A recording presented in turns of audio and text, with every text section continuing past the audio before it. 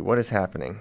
It's a thing. It's expanding. It's been a hot topic amongst college athletes, but it's also happening with high school athletes as well. Ohio is voting currently on whether or not they want to allow high schoolers to make money off their name, image, and likeness. Several other states already allow it. I think California, Kansas, Nebraska, New Jersey, and New York specifically allow it, while other states, it's kind of a gray area right now where their laws don't specifically disallow it, but it's maybe could be illegal. But I don't know, what's y'all's take on high schoolers? Well, for you, JD, are you kind of like a little regretful that, like, man, if it were you back in the... Yeah. What kind of... What just think about the trajectory. What brand would you have gotten? Yeah. We're Hamilton County, Jewel, Iowa. I mean, obviously, if there's a jewelry store, that would be perfect. That would have been big. The Diamond of Jewel, Iowa, that could have been your thing. Diamond JD Raider. Probably Iowa Corn. Iowa Corn. Okay, very. I should have taken over the Cyhawk series. So just a very wholesome. Yes. Okay. All right. But eventually led to millions. Yeah. What about the Pioneer? I probably would have already retired by now, honestly. So it's really our gain that exactly. NIL didn't exist in Iowa. Exactly. Think about all that. If I would have invested. Yeah. Starting at 15. We already know where Kozak his representation would have. That's right. Mr. Muffler. It's funny, like John's dad came to NCAAs because he's they're from like 30 Mile or something like that, and they brought us all this Mr. Muffler swag. So everyone at Flow's been wearing like the hats and these T-shirts. JD actually wore the T-shirt on FRL. You wouldn't know it because it just looks like a black T-shirt on the front. All the print is on the back. Which I can appreciate. That's right. So you'd have been in the pocket of Big Muffler. Big Muffler.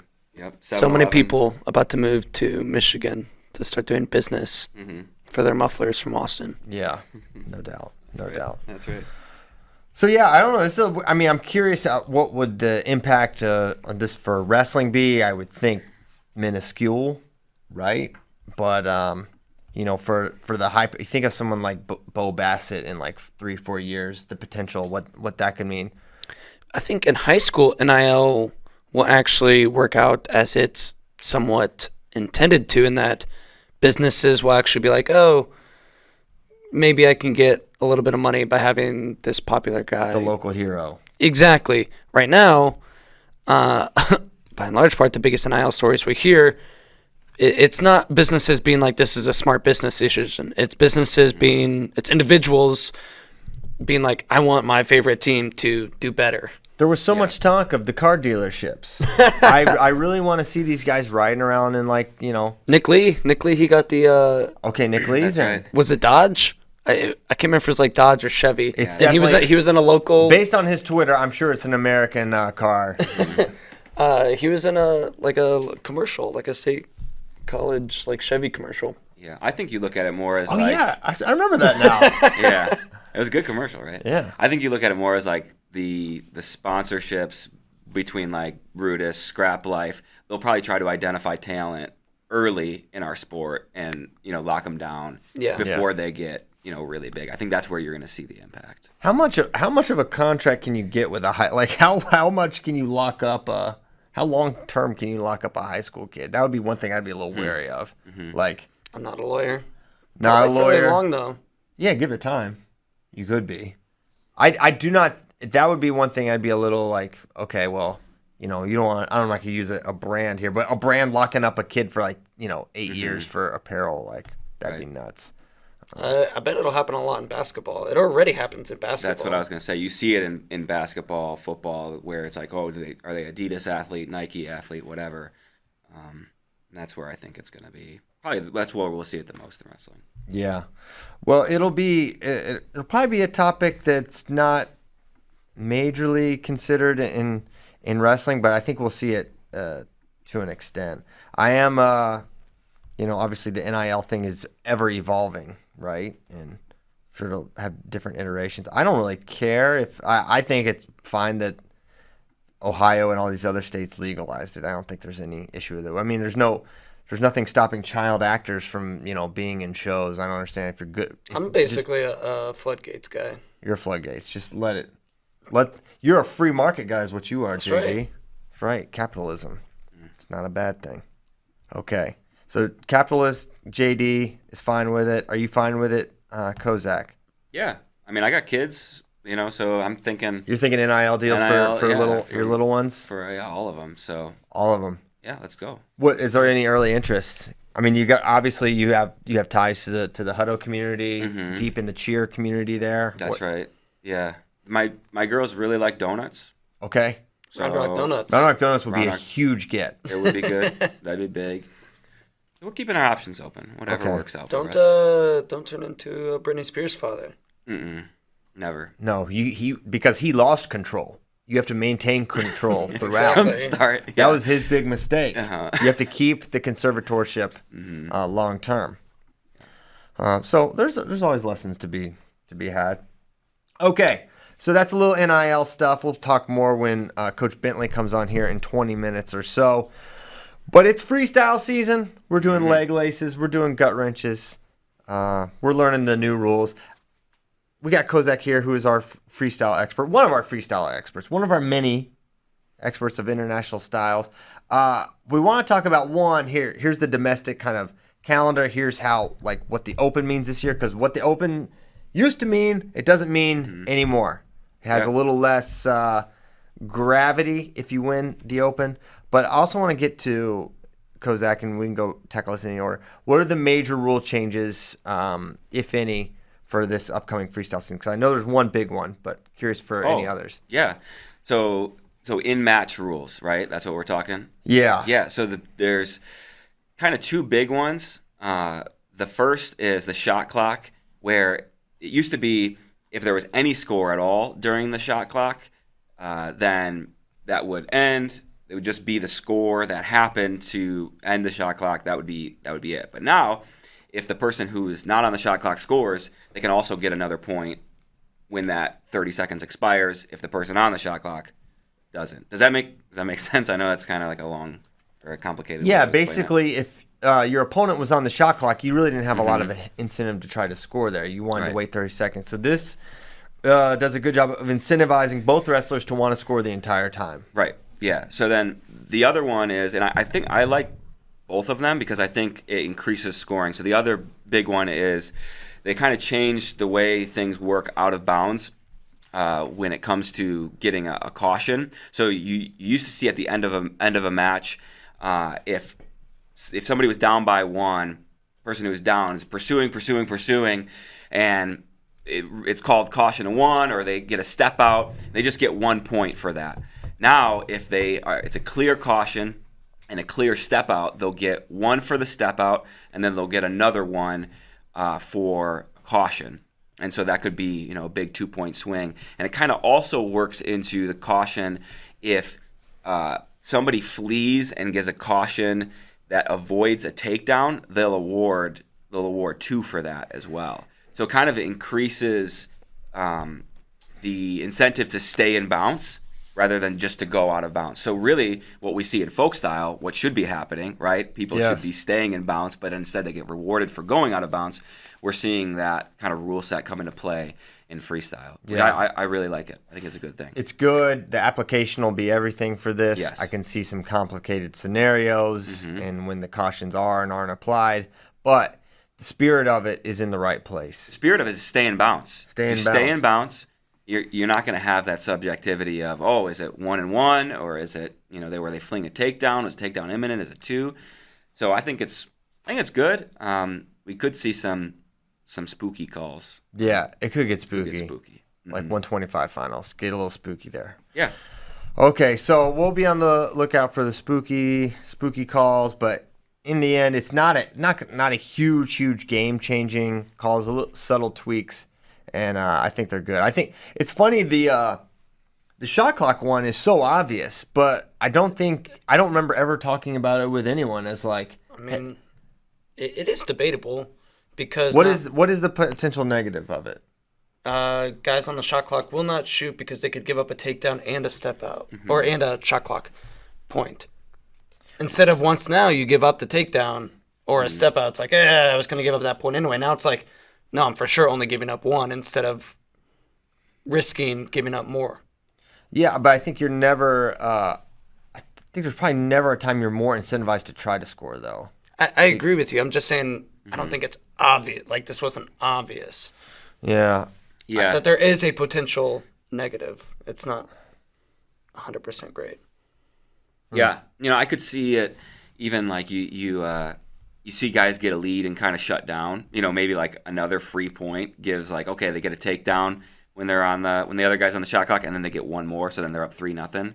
I mean, I don't know. Maybe they get the 3-point lead and they try to shut it down a little bit more, but I don't know. I don't think that's. I want to hear Shane Sparks' take on JD's mentality there for when you're on the shot clock and no one score. He would probably be appalled at that entire line of thinking. And for the record, I am in favor of it. I do like it, I think, so far from what I've seen. I just... And really, if you remember what happened when the shot clock first came like to be a thing, it seemed like people, when they were on the shot clock, they kind of like freaked out and like, all right, I'm going to start shooting a bunch. And then after they figured out like, oh, I don't need to go crazy, we have the whole match, they kind of just wrestled the same way They conceded. they always wrestled. Especially that first shot clock when it's scoreless. Mm-hmm. I think it'll probably be lower impact. But albeit, I do still think we'll see more. We'll inherently see more scoring because the guy that's not on the clock will have a reason to try to score now. Yeah. Okay, so those are the major changes. Not a ton else. Let's get into the freestyle season, which we're going to sort of have. So the FRL kicked it off, I think, and then give us kind of the path to qualification, who's in, who's out, kind of deal. Yeah, I mean JD's keeping track of all the current qualifiers, so you should definitely check that. Pull that up. Check that article out on FloWrestling.com. /org.comnet. So U.S. Open is in a couple weeks, April 28th. So 7 qualify from the U.S. Open to the World Team Trials. And then May 13th is the last chance. So there'll just be one spot available there. And then the World Team Trials is May 20th through 22nd. Or is it 21? It's 21 and 22. Yeah, 21, 22. So I think what we're seeing this year is because they took top 3 at NCAAs, the field that's already qualified, and they took top 3 or 4 from World Team Trials last year. The field that's already qualified is like kind of the guys that we think are the ones who are already in contention. So it's already deep if they just wrestled those already qualified, right now. What do you think about the top 3 NCAA qualifiers qualifying for trials? I like it. You like it? I think I like it in the fact that it gives those NCAA guys a little bit of a rest, a little bit of a break. They don't have that quick turnaround. Whereas, last year we thought we'd see some guys enter. Guys like Ironman, right? Last year for the Olympic trials, we thought, oh man, he'll be a guy who maybe could make some noise, and we didn't see him enter. I think that was because of that quick turnaround. Now they get 2 months off, heal up a little bit, and maybe it's better a chance they go to World Team Trials. I think the negative is maybe it takes a little bit of heat away from the U.S. Open. Yeah, and one thing about the Open this year, in past, it's at certain times giving you a bye to Final X, and then if there was already someone sitting in Final X, I think if you won the Open, you would sit to the World Team Trials finals. But now U.S. Open winners, quote, only get the 1 seed at World Team Trials. So the incentive to win the Open not the same as it was in years past. What are your thoughts on that change? Yeah, I think you look at it as what means more now. Like the U.S. Open doesn't mean as much now as the World Team Trials does. So maybe they put more focus on that World Team Trials, make that worth a little bit more. I think it really for like weights that like 65 and 70. What's the point other than getting the 1 seed? So it's really takes that incentive away. So maybe we don't see Yanni at the Open or McKenna, James Green, guys like that maybe formerly would have entered. So again, takes heat away. So between the NCAAs and between the 1 seed thing, I think the Open really kind of is devalued. When you think about 70, what the value of the 1 seed there, it's like, man, as deep as we think 70 is going to be, I'm not sure there's much value in the 1, right? I mean, I'm not sure who you're going to wind up with, but that thing goes 6, 7, 8 deep. Yeah. So you're not going to have much of an advantage there. Yeah, the value is at 65 for sure, because you look at our top 3 guys there. You got Yanni, you got Nick Lee, and you got Joey McKenna, and you could see any one of those guys win the world team spot. Yeah. But if they're stuck down there at the 2-3, then they're battling it out. So I think that's where you would want to be the 1, is at 65. Right. Yeah. Obviously, all 3 of those guys have beaten each other, right, at different points. Well, Nick Lee's beaten Yanni. Has Yanni beaten Nick Lee? They may have never wrestled. He beat him at Olympic team trials. Nick Lee beat Yanni. Yeah, I know. But has Yanni I don't beat think Nick so. Lee? I think that's the time they've wrestled. Yeah. So that'll be interesting. Obviously, Yanni's talked a lot about that match and like wrestling back after losing to Jordan in the semis and that crazy, crazy finish there. So it would be fun to see that again. I don't know if we will. But for someone like Yanni, they've been wrestling a bunch. Joey McKenna wrestles all over the place. Nick Lee just finished his NCAA season just like Yanni. There's not going to be a lot of mat rust unless you really feel like you need some freestyle specific reps before World Team Trials. Yeah. Yanni and Nick Lee wrestled at the Binghamton Open 2019. Well, I would imagine that young John won that one. Yeah, he did. Since he doesn't lose. He has 1 loss ever. It'll be interesting to see if they go with, because Yanni won the world team spot after the Olympics. Nick Lee didn't wrestle, so they're going to go. Yeah. Yanni will get the benefit of that, I yes. believe. I think he should. So. I think he should too. I think that makes sense, especially since he beat McKenna to make that team. Mm-hmm. Who is I'm scrolling through. I sent Tyler this article, the World Team or the qualifiers for World Team Trials. Who is Michael Tortoris? He wrestled the FRL, right? Yes, He did. 57 kilos. I don't know. I can't say He's that. wrestled sporadically since like 2018. Okay, I can't say I know this guy. I don't think I've watched him wrestle. Yeah, he might be an SEO strategy manager, as I just Googled him. That's the top thing. His LinkedIn popped up. SEO. Great. He's doing a good job. It's great SEO from Michael, if that's what he does. Let's see. No, I don't think this is him. So he wrestled at... No, different guy. He's not the SEO guy. He went to UW Whitewater. It looks like. Mm-hmm. Okay. So he beat Nico Provo, I think, at the FRL. He actually did lose to Greg D. But then because Greg D lost to Provo. Zane Richards won, but he was already qualified. Mm-hmm. And then so you got your round robin. Rankers delight. A round robin, as it were. Okay, well, he's in. Yep. Okay. Looking around. Oh, let me pull this article up again. What do we know about the early registrants for the U.S. Open? Does it look just like super early registrants? Not a ton to glean at this point. Yeah, for the Open, both for men's and women's freestyle, it's really down. Greco is a little bit more, but yeah, there hasn't been huge names to enter. That article is up as well. I just updated that this morning, actually. Thank you. So you can see the registration for every age group, U15 even, at the Open. But yeah, you can scroll through some of those names there, Tyler, for the men's freestyle, and you got a few guys in there. Gabe Tagg, notable. Zach Roll, Kyle Shoup, Colton McChrystal, I think's in there as well.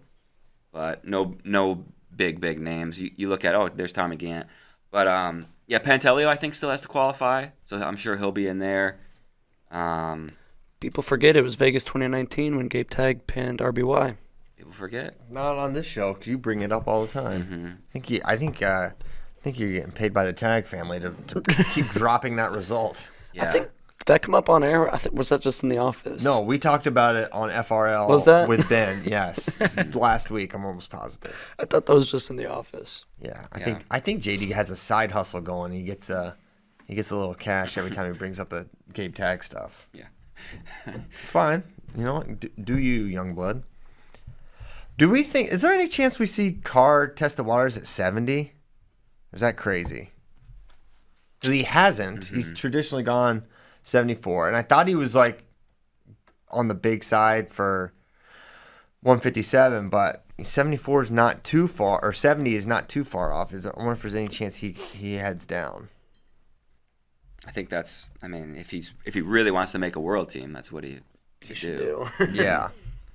And he's someone who has wrestled a ton of freestyle. Now, after how his season ended, getting third, is that going to be something that where he's like super fired up? He's like, wants to kind of get back on the mat and start having some success, or is it something that's like, all right, maybe I need to take a time and do a little bit of a reset and a little time away from the mat? I'm curious. Yeah, I think I think I did hear him on Bash's podcast. It's him and what's his name, Brooks, said that they were both going to World Team Trials. Nice. So, well, that'll be interesting. Cool. Also, Kirkfleet isn't qualified yet, I don't think. Oh, really? Yeah, Mason Paris is qualified, but Kirkfleet's not. And he's a guy who I could see, making the finals, making Final X, and pushing Gwiz. So I would like to see him at the Open as well. Yeah, you would think with his freestyle win over Mason and he's also beaten Mason in folk style now 2 times. You got to figure he's got that edge there. And I'd be surprised, honestly, based on Mason's Instagram post after the season, I'm kind of be surprised if he wrestles freestyle. I would assume he'll take the summer off. Because you got to get healthy at some point for the, 2023, 2024 is the Team big 101. And also Team 101, of course. But also you have to figure 2023 World Team Trials and then the upcoming huge leading into 2024. 2024, you really want to be right for that one. So curious if we'll see that, which that would even that would lower the barrier for Kirkfleet. There's still going to be the same old tough guys. Wait, here's my question. It says OTT third for Mason. I thought that's where Kirkfleet beat him, or did Kirkfleet beat? Yeah, Kirkfleet beat him. Front side. Front side. Okay. Got it. Because I was seeing Mason got third, but then I got confused. Okay.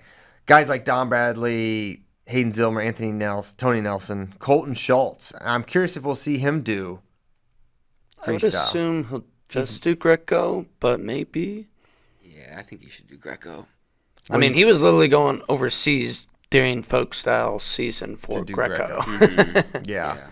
So seems like he'll be the guy. Mm-hmm. Yeah. He made his world team last year, right? First senior world team. So yes, I think he should stick with that. I don't think Kuhn's around anymore. Yeah, what's he doing? Is he doing science stuff? Probably astronaut stuff. Building rocket ship stuff. Yeah. Okay. Good Rocket for Man. Adam Kuhn. So yeah, for Kirkfleet, the path to a world team is not insurmountable. Now, who knows how it goes with someone as savvy as Gwiz, but Kirkfleet's the real deal, and I think freestyle probably suits him better too. Oh yeah. Yeah, tummy time is encouraged for a short amount of time, and then you get up. 15 seconds of tummy time, get back up. You're good to go. Yep. So yeah, heavyweight really looks like Gwiz is is he one of the bigger favorites to make the team again? Yeah, probably. I mean, with how those matches went against Paris last year, they didn't look close. Now we know Paris wasn't 100, but yeah, Gwiz even at Worlds looked to be wrestling as good as ever. Yeah. So the big favorites, Kyle Snyder's a huge favorite unless Jaden comes up, in which case that would be pretty. And then Jaden at really 92. David 86, a big favorite. Burrow's gonna have his handful. Now he's only gonna have to beat one guy, but if it's Carter or Ringer, it's gonna be tough. I think David's going to have his hands full with whoever comes out, whether it's Aaron or Zahid or yeah, probably gonna be one of those guys. And that goes back to what we were talking about, U.S. Open and World Team Trials. Like World Team Trials is going to be so good this year. It's going to be really, really good. So last thing, Dake probably got to be the biggest favorite though, with 74 Nolf probably being the number one contender there. We saw what he did. Oh my gracious! Yes, we did. But enough about that. Our special guest is here, Coach John Mark Bentley. Thank you for your second time on FRL, becoming a consistent guest. Appreciate you coming. How are things in Boone? Things are great this morning. Sun shines out. It's supposed to be close to 70 degrees today, so that's a good day in spring for Boone. Heck yeah, can't beat that. Well, Coach, before we get into the kind of the topic at hand, I want to chat with you a bit about what's going on in App State Wrestling. Your thoughts on the conclusion of your guys' season, seeing Milner get on the podium for the second time. Just want to kind of kick it to you and get your thoughts on what's going on at App State right now. It's a really exciting time for our program. I think our program is starting to build the consistency that we talk about and that we've been talking about for the last decade is trying to consistently produce All-Americans, put our team in a consistent top 25 conversation.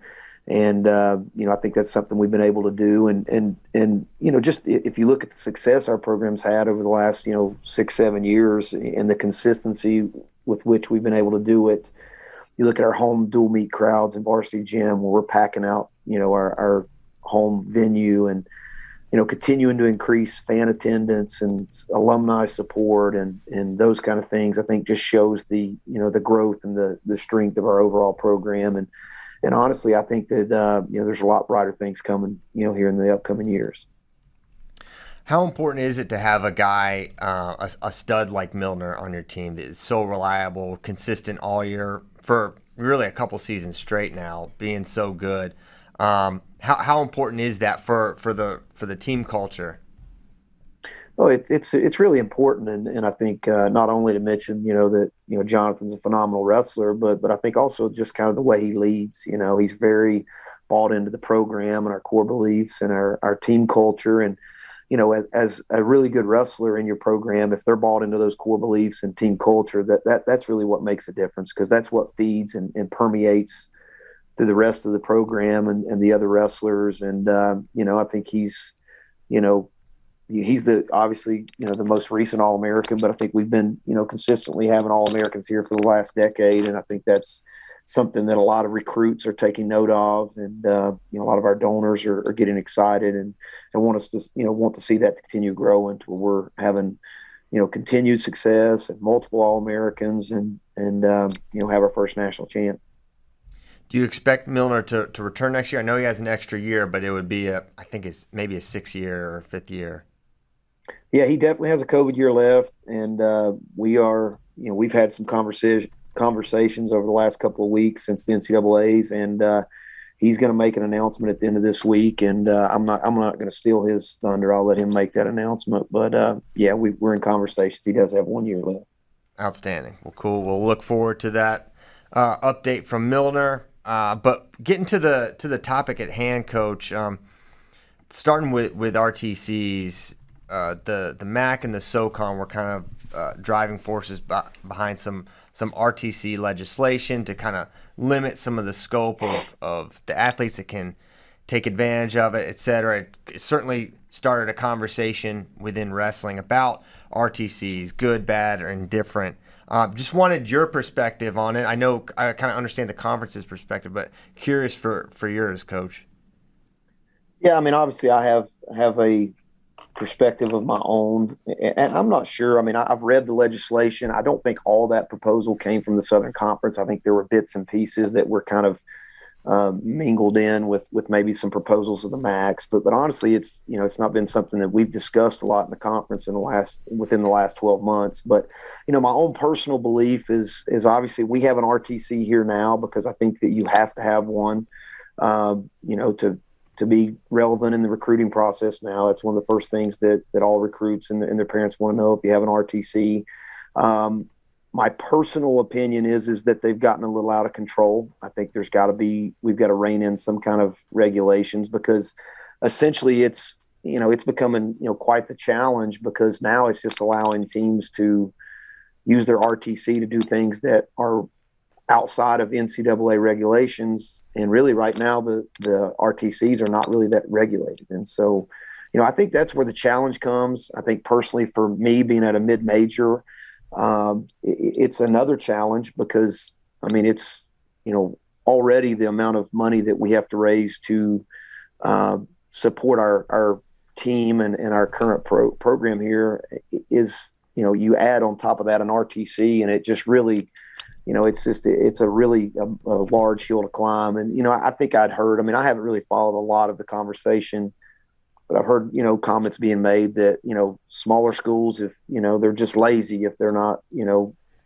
funding a ton of money to RTCs, will, obviously, I think that's just a ridiculous comment. I think each program can kind of stand on their own 2 feet, whether, how much work they're doing and this and that. But, you got to understand something at a mid-major, if that program is expected to raise, let's just say, $150,000 a year to provide operating budget, provide volunteer assistance, supplements for their assistant coaches.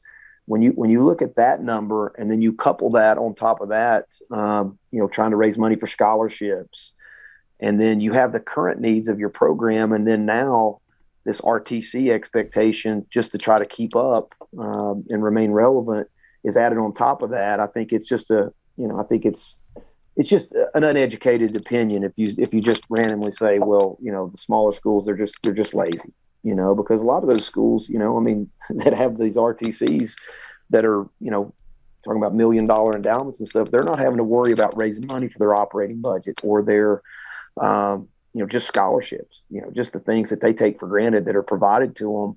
I think it's, everybody has their own perspective. I do think that RTCs have been great for our freestyle freestyle and Greco level athletes in this country. I just feel like that it's becoming so unregulated, and now that, it's kind of getting intermingled with the NIL stuff. And I think that obviously there's some recruiting advantages, but not only that, some recruiting that's, going against the NCAA rules, but it's kind of done outside where it really can't be regulated. And so I think there's some real issues that have to be addressed, and kind of, how do you make it to where it's beneficial for all, but also within the rules. And that's kind of where my perspectives come from, is it's just allowed, programs to just do things outside of the NCAA because it's not regulated. Yeah. So is that the concern you're talking about with the regulations with the NCAA? Is it particularly with the high school kids that have access to the RTCs and the coaching that's going on there? Is that the main sticking point with a lot of coaches that they're concerned about? I don't want to speak for other coaches, because I think every coach has a different opinion. I'm just speaking from my personal opinion. Obviously I think there's some issues there. You've got freshmen and sophomores in high school committing to programs now, that you see them making commitments when you're not supposed to be having contact with freshmen and sophomores in high school. So my question is, how are they making commitments, and how do they know what that program is going to be able to offer them and things like that if they're not doing it through the RTC route? They're not supposed to have kids on campus for visits, but within the RTC rules now, basically you can kind of get around that, where kids are essentially on official visits, whether it's an official visit or not, by NCAA guidelines. So obviously, I don't know that that's, something that's been thought about, but obviously I think there is some recruiting advantages there. I'm not sure that it's affected us or not, but I do think there's the potential there for some tremendous recruiting advantages that go outside the NCAA guidelines. But more so, I think for what I think directly affects me is a smaller program, now with the RTCs, the way they're funded, and then you blend that with the NIL, stuff that's coming out. You do a really good job of developing an athlete that maybe was not a high recruit coming out of high school, and you get them to where they're performing at a high level, becoming an All-American, things like that.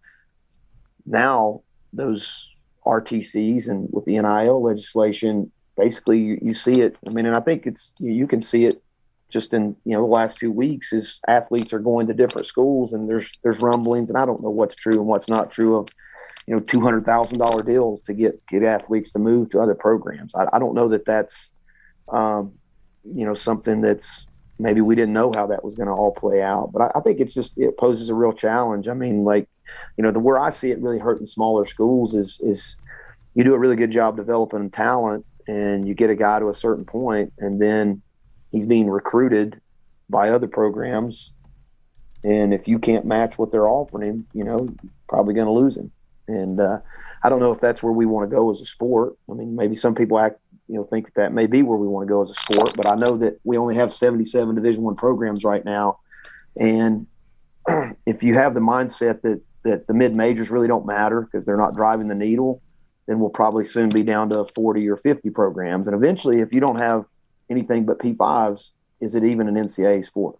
Yeah. So I think we better start thinking about it as a sport, like how it affects those smaller schools, not just thinking, well, they don't really drive the needle, so who cares what they think. So. What are the changes that you think need to happen within the RTCs? Well, I don't know how, but I feel like they need to be in some form or fashion separated because, like for instance, I can tell you just from personal experience right now, it's been harder for mid-majors to retain and get, quality assistant coaches because now the RTCs are paying guys to stick around, at a lot of bigger schools are paying quite a bit of money just to have athletes stick around and just be training partners for their current student athletes. So they're, not only, now the assistant candidate pool is a lot smaller than it's ever been. If you go looking for an assistant coach, like you've got to pay them way more, which is a good thing.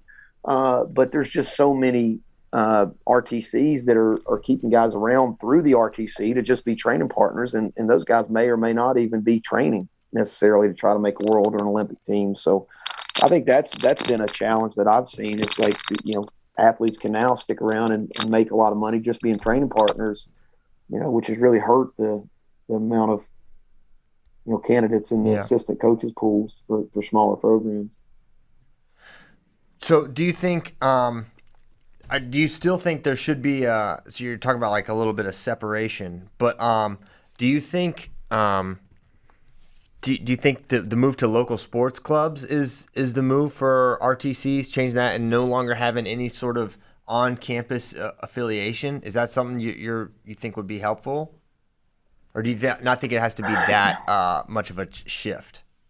Yeah, I don't know. I mean, I think for me, this is something that like I probably would like to spend a little more time diving into. And I think it's something probably on a national level we need to talk about more.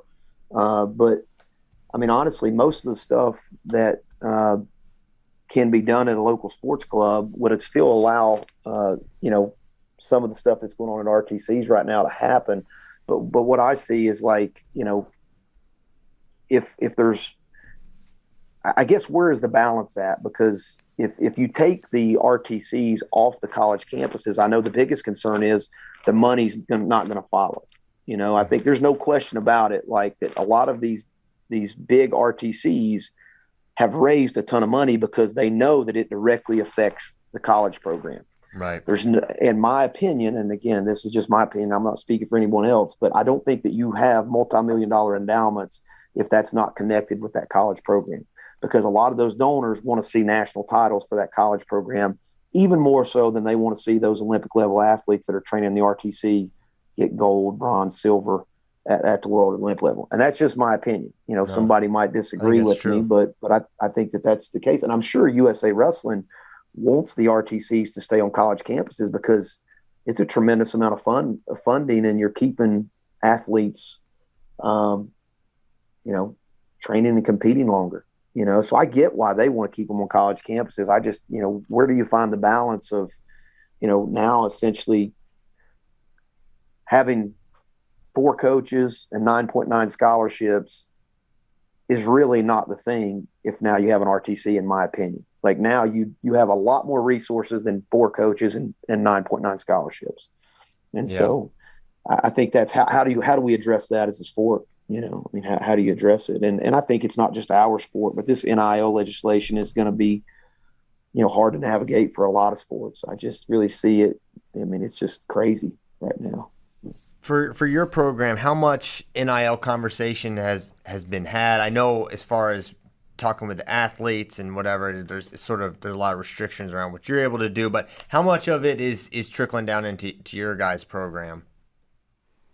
Well, it's definitely trickling down right now. I mean, I'm having to have conversations because proxies from other programs, and I'm not going to call programs out, were recruiting Jonathan Milner at the NCAA tournament. I mean, it's not, and obviously it can't, there's nothing that could tie them back to a program, but they're just, having, and I'm sure that's what's happening when you see these high profile athletes transfer from one school to another.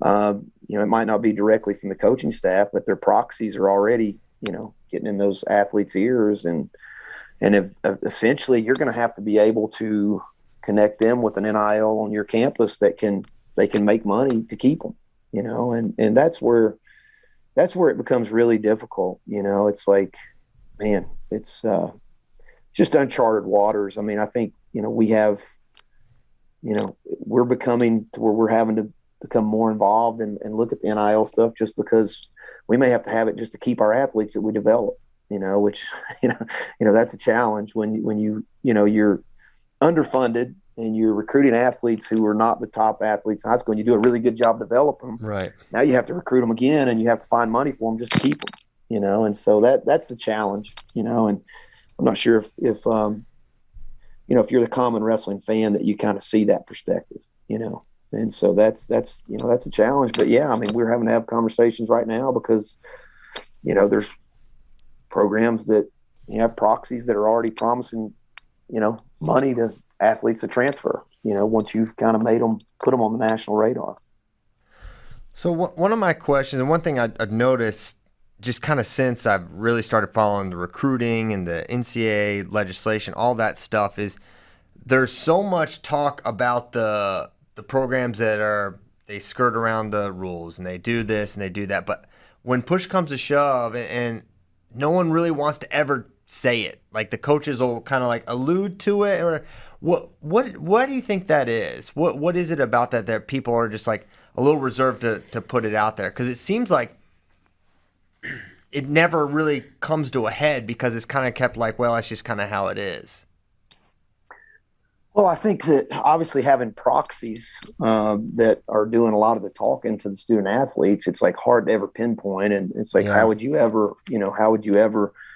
have the time and the resources to pinpoint them on it and actually do something about it? And then the other thing is this: technically, your compliance office on your campus is the people who really are in charge of regulating your sport. So I know this, in my campus, my compliance office is, what they allow me to get, their interpretation or what they allow me to get by with a lot of times is what I'm able to do. Whereas on another campus, if you've got a compliance office that thinks this is completely okay and, it's done through someone else or an RTC, affiliate, then maybe they don't even think that it's against the rules. And so I think that's the real challenge is like, how do we get to where, it's everybody's on the understanding of what's, and a little bit of it goes to integrity. Like, it's like, what do we, I mean, I actually have I've gotten to where it bothers me seeing kids verbally commit like football players do to 3 or 4 different programs and then sign with a different one. Like, I don't know, like just something about that. Just,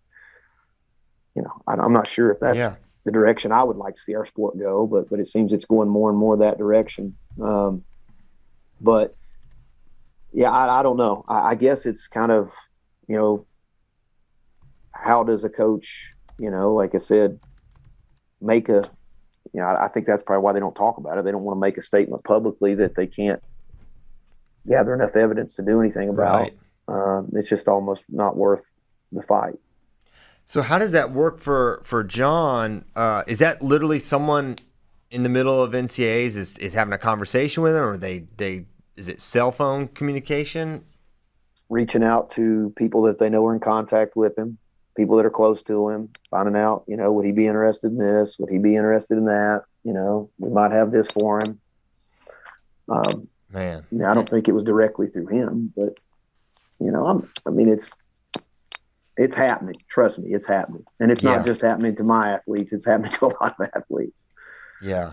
Yeah. Holy cow. That's got to be insanely stressful, Coach. Kind of stressing me out just thinking about the obstacles, when you develop a guy and then, okay, they can just get their pick of litter. And it's something where, I'm sure you're doing this as well, but like a lot, it used to be, you spend all your money in recruiting college athletes. Now, a lot of these programs, they're setting aside aid for just strictly for transfers. So it's definitely more in the mentality than maybe it was before. Yeah, absolutely. And I think, obviously the transfer portal and the new rules and regulations regarding transfers has really changed the dynamics of how programs recruit. You see some programs that really they put a lot of their resources into transfers, rather than necessarily developing athletes that they recruit from high school. They want to try to, piece together a team every year of, pulling in the best transfers they can find. And then some programs are more about, building the student athlete, recruiting them out of high school, developing them and that kind of thing.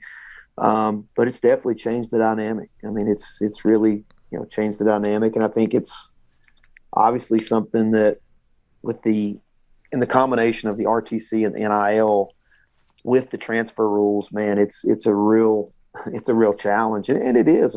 It's frustrating. You do all the work to build someone and you make them known where they weren't known coming out of high school. And then all of a sudden now people are coming around and trying to be shady, getting them to, sell their allegiances and, transfer another school for dollars, Man, that is rough. Well, I hope he stays. And can't wait to find out later this week what he ends up doing. Coach, you want to talk a little bit more about just what's happening, next year for you guys at App State? Obviously, you guys have been, a top program in the SoCon for the last couple of years. You've won 6 SoCon titles yourself, but talk a little bit about more what's happening at App State right now. So one of the things that I'm really excited about, and most people who have followed our program, closely, and I think even at a national level, a lot of people don't know this, is up until, including this year, up until this point, we've only had 5 scholarships. Oh. And most people don't even realize that, we're competing with half the scholarships of most all our competitors. And so I think that's what, for me, the thing that I'm most proud of is that, a lot of the success that you're talking about and that we've been doing it with minimal resources compared to all of our competitors.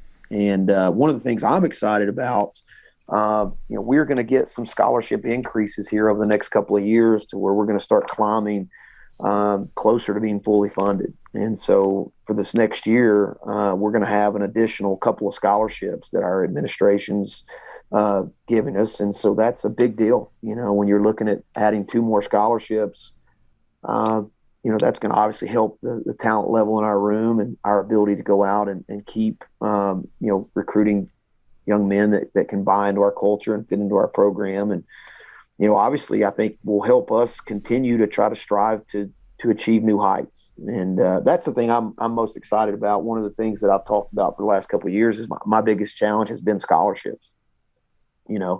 Obviously I have to raise, our program raises a lot of money just so we can remain competitive from a operating standpoint, so we can travel and we can get our guys to all the different events that they need to be at to help them grow and develop. But then also, raising money for volunteer assistant coaches and for, assistant coaches supplements and things like that. But the real challenge has been scholarships, because at the end of the day, it's hard to win if you don't have the athletes. And, I think we do a really good job of developing here. But you got to have, talent, and you got to have, the more talent you have, obviously the more opportunities there are to develop and produce All-Americans and national champions and that kind of thing. So just really proud of our program and kind of how we've been resilient with minimal resources. And I'm excited to see our administration and our supporters start recognizing those efforts and putting more money and funding into our program. So there's going to be a lot of exciting things going to be coming out here in the next several years. A lot of great behind the scenes conversations that are going on about funding that are hopefully going to be a game changer for this program. That is great news, for sure. What is the biggest factor for those that maybe don't understand the scholarship thing? It's not as simple as, oh, we just need money for this scholarship. It's a lot more red tape to go through. So what were the steps that are required for you guys to get this additional? Was it just, hey, App State's performing, they perform consistently in wrestling, so they get more? What are the steps that enabled you guys to do that? Well, so there was a couple of things that happened on our campus and at the UNC systems level. The Board of Governors, with some of how scholarships were packaged and things like that actually made our scholarship dollars stretch farther, so to speak. But I think the other thing that you have to manage is it's not just about money. I mean, because obviously there's a certain dollar amount that I'm given to fund scholarships with, but also on each campus you have a Title IX balance. Yeah. So when you raise, let's say that you had 3 scholarships to a men's sport, the expectation is that you also have to fund that from a female sport perspective. So essentially, a lot of times you're not funding 3 scholarships, you're funding 6. And so, that's the give and take to try to increase scholarships that a lot of people might not know about.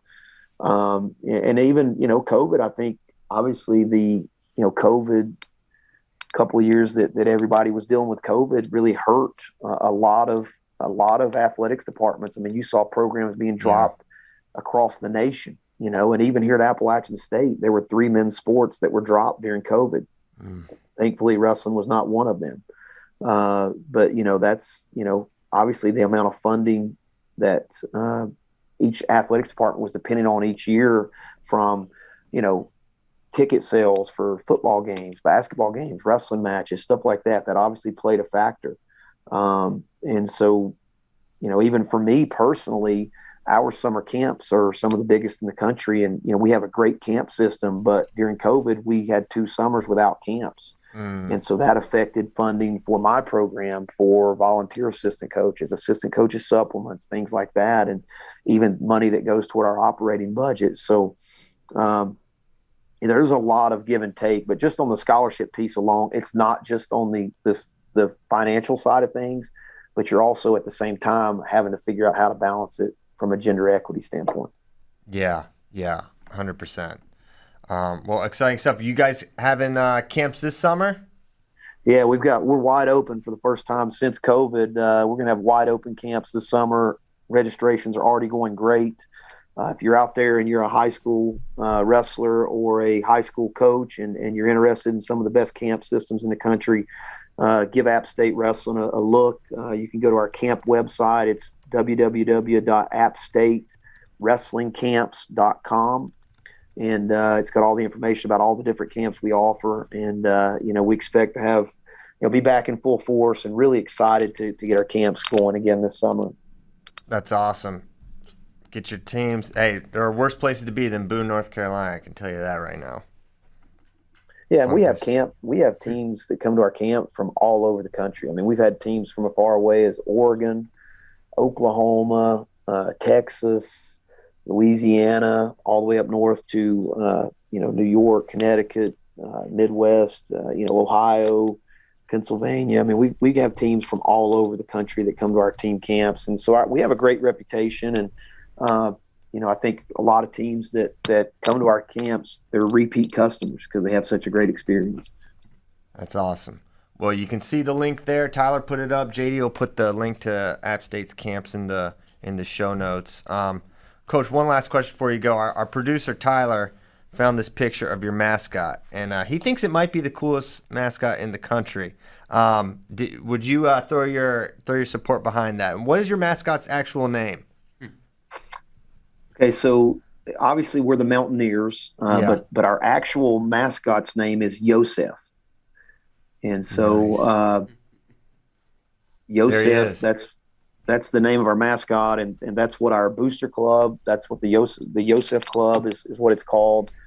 And I love our mascot. I love the rugged mountain man look, and I think it fits here in the high country and in the mountains of Western North Carolina. So I love our mascot. I think it's a great mascot. I love our colors. And his name is Yosef. Yosef. Man, Bracky may want to fight me, but I think your Mountaineer looks tougher than their Mountaineer. I'll just leave it at that. I love when y'all do the big blow up of him at the duels. Yeah, absolutely. It makes for a great atmosphere. That's awesome.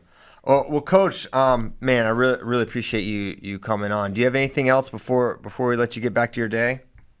No, just mentioning, kind of our match day experience. I think one of the things that shows the growth of our program is we pack our gym for our home wrestling matches. This year we broke a program record for season ticket sales, grossing over $23,000 for ticket sales for our program. For the NC State match, when we dueled NC State, it was 1,300 people that showed up for that match at Varsity Gym. Most every match we wrestle, it's around 1,000. So, great atmosphere. If you've never been to a dual meet at Appalachian State, make plans, come out to one of our dual meets. It's just a very hostile environment.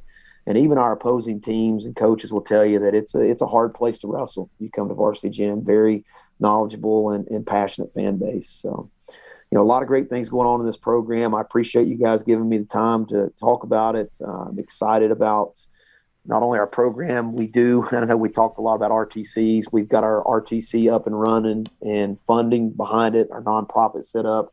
Our RTC is the Boone RTC. You can go on to all the social media accounts. It's got its own social media account, and that's also going to, admittedly, it's going to allow us to do some things for our program that probably we wouldn't be able to do otherwise. So. Awesome. Well, Coach, thanks so much for your time. All you other coaches out there, you Johnny-come-latelys, bothering Jonathan Milner, you let him alone. You had your chance. You blew it. You missed out. Leave him alone. Let him stay at App State. Thanks a lot for your time, Coach, and we'll see you next time. We'll try to get to a duel at some point. Sounds good. Thanks for having me on, guys. Thanks, Coach. There it is. And, it's funny because, Kozak, I think you asked the question as we were talking about, like, hey, should we ask if they've been reaching out to Milner? And, yeah, absolutely they are. And, man, yeah. It's a really tough – I mean, Coach Bentley's position is really difficult in that. If big program X has said, hey, we've got this – and it is these proxies. They use the dads. They use these people, these just affiliated. And it's totally and they have this degree of separation from the coaches, even though they are absolutely taking their cues from the coaches in these scenarios. How do you police that? Well, and it was interesting, too, because as I was talking, I'm like, all right, there's got to be somebody who's violated this. And there's got to be some kind of, investigation going on. And I put it in the chat there. There's football players from Miami and BYU.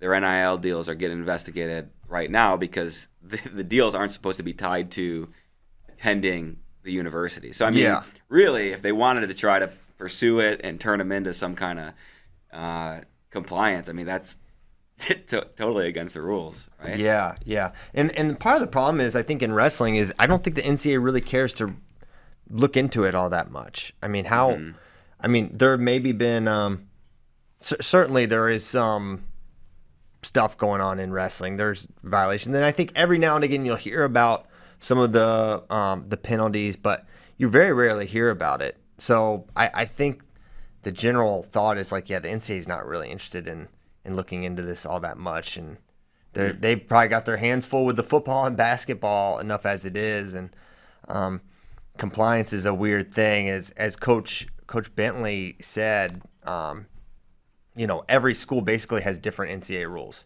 even though they're all supposed to be following the same. Right. Everyone is interpreting it differently. So very interesting. Yeah, I think that's going to be the thing to follow maybe in the next year or so is if there's going to be more rules established around NIL and what you have to do in reporting it.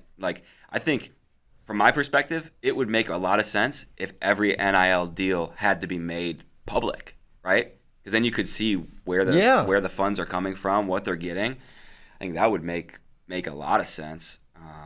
But I don't know if that's unrealistic. Yeah, naive. maybe unrealistic for all those details to be released. But yeah, certainly something. But yeah, I definitely empathize with Coach Bentley's position there that they're in, doing a good job. You build a guy up, and then everyone's blowing up Milner now because he's going to make their team better. Yeah. So It's wild. I hope he stays if he comes back. Sounds like we'll find out soon, so that'll be exciting. We'll definitely cover that end of the week. So we'll try to be all over that. Get to some questions and things. Or I guess, was there anything out of NIL to discuss or RTC? I mean, it sounds like Coach Bentley is not advocating for like wholesale changes at the RTC level, right? Which I think is good. I think some regulations. Yeah, some regulation. The problem is what I pointed out earlier is like the NCAA doesn't seem to have much interest in regulating what's happening in wrestling. So there, it's going to be tough. Okay. Get to some questions. I had an email question from a guy named Martin Davidson, and he said he was chiming in about the difficulty winning NCAAs, but then he said wanted to have more talk on the portal. Woods going to Iowa sent Henson into the portal. There's a whole dynamic you could discuss about coaches and their guys. Move aside for a kid that has better results. Henson didn't get a chance to prove himself, in my opinion. If I were a head coach, I'd have a hard time getting a transfer to come in and start over my kid I recruited and worked with for a couple years.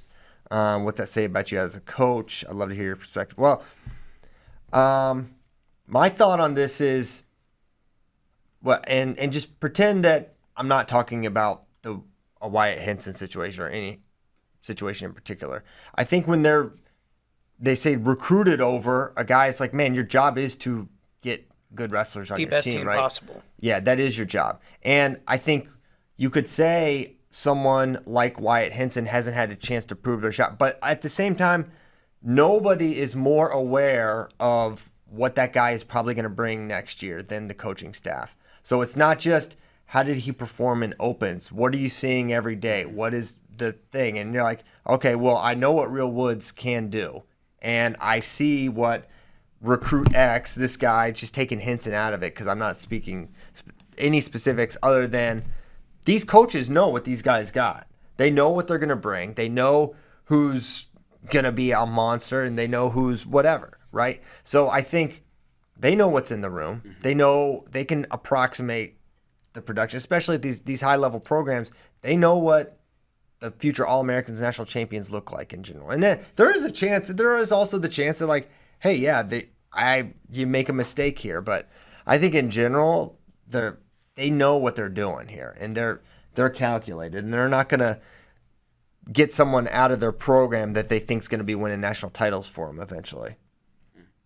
Yeah, I mean, you think back even like with Gilman and Clark were the same, same weight, same year. Yeah. And you've heard Gilman talk about it. It's like, hey, if I'm not the best guy in the room, like that's on me, mm-hmm. right? And so I think, maybe we don't think about it the same way as some high-level athletes where if you're building a room, you want the guys to think, hey, I'm the best guy. I don't care who you bring in, right? And yeah. that's kind of the way I think about it. But yeah, there is a loyalty factor for sure. For sure. And, I mean, I doubt there's no coaches that are saying, hey, yeah, I mean, the idea that Iowa or Penn State or Oklahoma State, Ohio State, et cetera, are not going to try to improve their now, an example of a slight backfire, maybe not a backfire, but, a negative was the Orndorff-Traub, and that can happen, right? Mm-hmm. You can have you think you're getting a bigger upgrade than maybe you really are. Who knows? But in general, I don't think it's the coaches are loyal to their team and their institution that they're supposed to that's who they work for. They work for the school, and they're supposed to get results. Also, not every scenario is a coach reaching out to an athlete. I think if athlete X says, hey, I want to come be a part of your program. Yeah. You saying no? It sounds like that's a lot of how the Real Wood says he wants to come to your program. You saying no? It was Gabe that reached out to the Penn State Max Dean thing was like more initiated on the Dean family side than Kale and company reaching out. That was I'm pretty sure how Gabe told what he told me and has told others. So it's not always, hey, they're reaching out trying to get these kids to move. Now I'm not saying that doesn't happen. It definitely happens, right? But sometimes it's exactly what JD described, and the national champion 197 I think fits that description. Right, and it's interesting you bring up Max because I remember from his interview after he won NCAA, he's like, hey, I wanted to be at Penn State regardless of if I was starting or not. So, like, even from the other end, the guy coming in, like, hey, if I wasn't even the starter, I was okay with that. Like, he says that. I don't know if it means it. And that was, but that was I mean, he changed his weight to go to Penn State. He's an 84 probably, but he went up because obviously he's not gonna beat Aaron. I say obviously. I think it'd be probably a pretty competitive match, but my gosh, he just won the weight up, so it'd probably be a good match. But for their team, I think it works better. And then for someone like Beard, he has every opportunity to make the team and do that, and I think it's fair. So I don't think it's loyalty, disloyalty, unless you're telling a kid, we're not going to recruit over you or we're going to let you start. But like that's just not a sentence that's going to be said to these guys. So there's so much unseen. All we see are like the results of the matches. There's literally a year and a half of things that happen with a different athlete that can lead to an athlete, coaches looking outside of the program. Another question. How do you think Real Woods will adjust to a Big Ten schedule? He wrestled in 4 duels last season. Iowa had 15. How do you think he'll just a 1 hour weigh-in, triple the amount of times he's used to? So I don't know the lack of matches for Real. I'm curious. If you remember when they first announced Stanford was going to drop, he was like, okay, he was like in hustle mode to finish his degree so he could transfer. And I don't know if he like totally like loaded up his course load in such a way that he wasn't able to train or wrestle as much or really impacted his schedule. I'm literally making this up, but I do know that was a thing when the programming, and so maybe it was something like that. Maybe he was dinged up. Certainly, it is a different thing when you jump into the Big Ten schedule, and that'll be an adjustment. Now, someone like Real with his style, I feel like will translate and be able to do it, but it will definitely be a shift for him. But I don't think it's one that he's going to have a super difficult transition making. How does 141 look in the Big Ten next year? So I know it's always it's going to be good. Let me look here real quick.